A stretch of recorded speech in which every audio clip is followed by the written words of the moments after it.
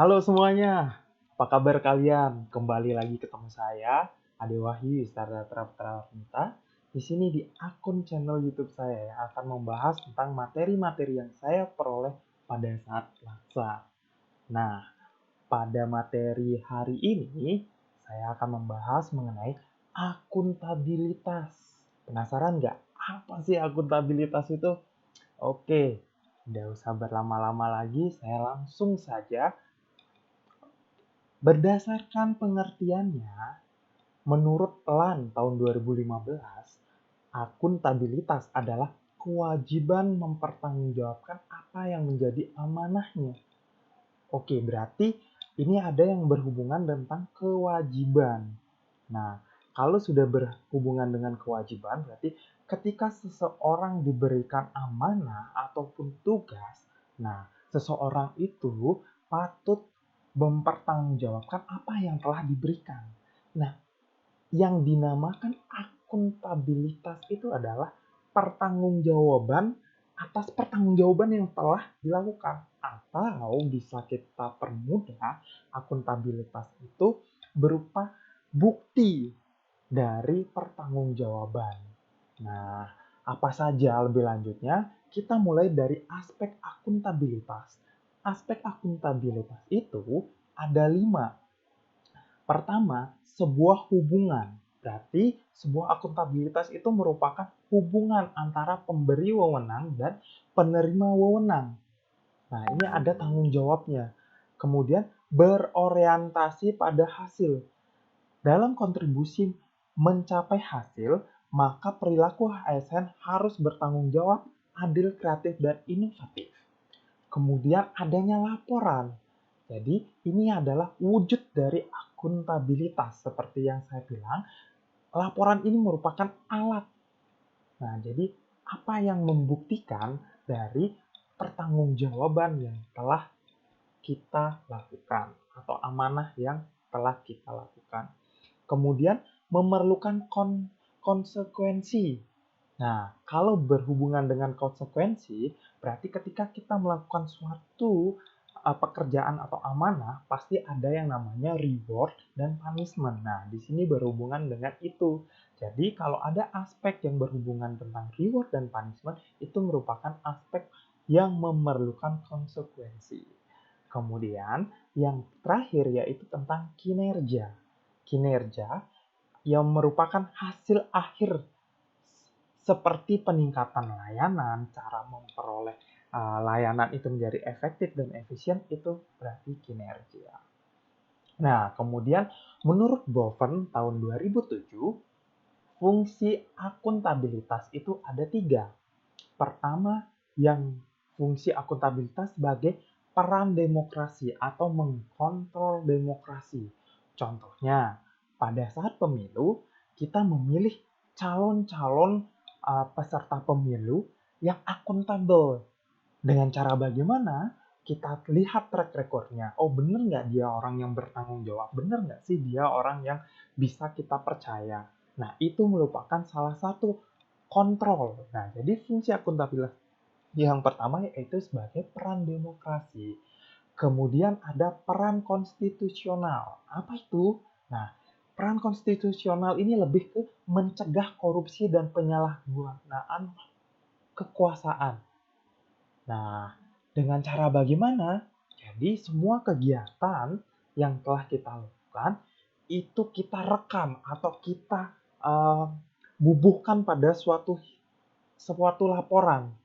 Nah, bukti laporan ini dari awal sampai akhir ini akan mencegah terjadinya korupsi dan penyalahgunaan wewenang. Kemudian ada yang fungsi akuntabilitas yang terakhir yaitu sebagai peran belajar. Nah, meningkatkan dengan adanya akuntabilitas ini kita akan belajar untuk meningkatkan kinerja kita menjadi lebih efisien dan efektivitas.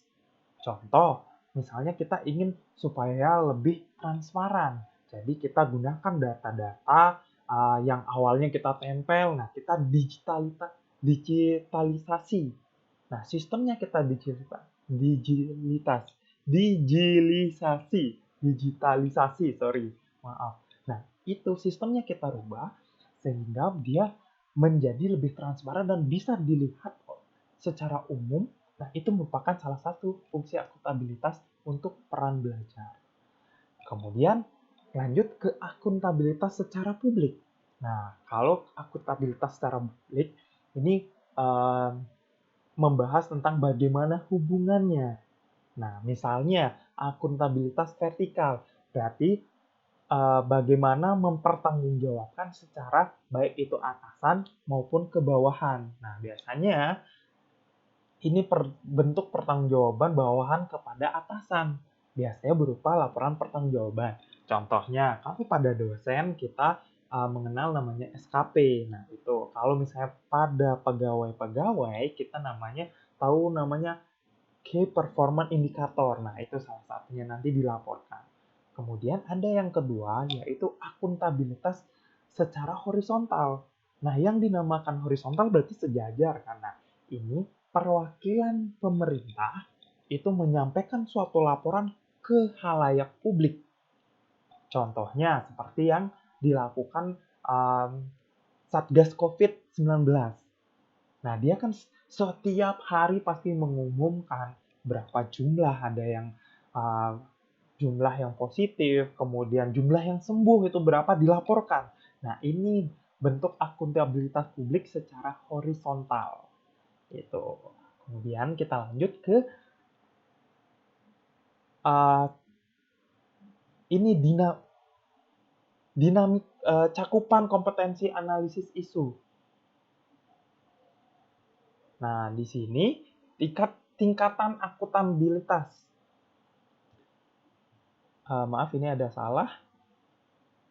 Oke, hapus. Ini tingkatan akuntabilitas. Tingkat akuntabilitas itu ada yang dari jenjang paling bawah, paling dasar, yaitu personal. Yang bagaimana disebut personal? Yaitu misalnya nilai-nilai yang ada pada diri sendiri. Contohnya kejujuran, itu personal.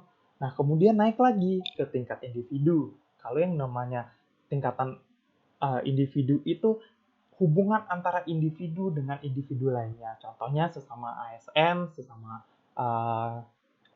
sesama pegawai, nah itu namanya tingkatan individu. Kemudian jenjang yang lebih tinggi lagi yaitu kelompok. Kalau kelompok biasanya ada diberikannya wewenang pada sebuah kelompok dari atasan ke bawahan. Nah, itu namanya tingkat kelompok. Nah, kemudian tingkat organisasi lebih tinggi lagi. Dari kelompok-kelompok ini ada individu, kelompok. Nah, dari kelompok-kelompok ini dia akan melaporkan berupa kinerja, laporan kinerja organisasi berupa LKIP. Nah, itu adalah contoh organisasi dari kelompok-kelompok memberikan suatu laporan itu yang secara luas itu organisasi. Kemudian yang stakeholder, kalau stakeholder itu berarti pengguna. Nah, misalnya di universitas, salah satu stakeholdernya yaitu mahasiswa. Berarti kita harus memberikan laporan kepada mahasiswa. Itu. Baik, kemudian ada dimensi mekanisme akuntabilitas publik. Nah, dimensi ini terdiri dari kejujuran. Nah, kalau kejujuran dan hukum kita harus patuh pada hukum. Nah, diharapkan seseorang itu yang dinamakan dia akuntabilitas kalau dia patuh terhadap hukum. Kemudian ada proses. Nah, proses ini yang digunakan prosedur yang bisa secara efektif, efisien. Nah, itu prosesnya tidak lama-lama. Yang misalnya zaman dulu tuh banyak pintu ya. Nah, sekarang kan sudah menjadi satu pintu. Nah, itu salah satu dimensi akuntabilitas secara proses. Kemudian ada kebijakan. Pertanggungjawaban pemerintah terkait kebijakan yang dibuat. Nah, jadi pemerintah seharusnya sudah biasanya itu presiden kan melakukan pidato kepresidenan itu evaluasi, memaparkan kinerjanya bagaimana. Nah, itu berupa pertanggungjawaban dari kebijakan-kebijakan yang telah dilakukan. Kemudian ada program. Program itu terkait tinjauan yang tercapai atau tidak tercapai. Nah, jadi program itu ada yang tercapai atau tidak tercapai. Ini nanti hubungannya ke visi misi organisasi. Apakah visi misi ini bisa diwujudkan atau tidak? Kemudian yang selanjutnya, oke maaf, nah ini alat akuntabilitas. Maaf tadi ada sedikit error. Alat akuntabilitas salah satunya yaitu perencanaan strategis. Contohnya apa? Contohnya adalah Renstra. Kemudian ada kontrak kinerja, contohnya kontrak dengan atasan. Nah, kemudian ada laporan kinerja, misalnya LKIP. Nah, LKIP ini dari perancangan, hasil, sampai evaluasi, semua ada di sana. Gitu. Kemudian ada nilai-nilai akuntabilitas, ada 9 nilai. Yang pertama, kepemimpinan, kemudian transparansi, integritas, tanggung jawab, keadilan, kepercayaan, keseimbangan, kejelasan, dan konsistensi. Jadi, ini merupakan salah satu nilai-nilai yang terkandung. Jadi, seorang yang akuntabel itu biasanya misalnya dia transparan, dia memaparkan semua misalnya anggaran dana yang digunakan, itu transparan. Terus integritas, dia sesuai dengan norma, dengan hukum, semua dia patuhi, kemudian jujur. Nah, itu salah satu nilai dari akuntabilitas. Kemudian ada yang orang yang bertanggung jawab. Nah, itu. Ini semua nilai-nilai akuntabilitas. Jadi, seseorang ketika dia mempertanggungjawabkan sesuatu, tapi hanya sebatas tanggung jawab, itu belum dikatakan orang itu akuntabel. Nah, tapi ketika dia memberikan bukti, misalnya berupa laporan, biasanya kan kita beli barang tuh, beli barang kemudian kita berikan SPJ-nya. Nah, itu baru namanya akuntabel. Akuntabel ini sangat berfungsi untuk kita, salah satunya adalah untuk mencegah adanya korupsi. Itu jadi materi hari ini cuma sampai di sini saja. Terima kasih sudah menyaksikan. Semoga bermanfaat apa yang telah saya paparkan. Mudah-mudahan materi-materi yang saya buat itu bisa menambah wawasan kita semua. Terima kasih. Oke, salam semangat.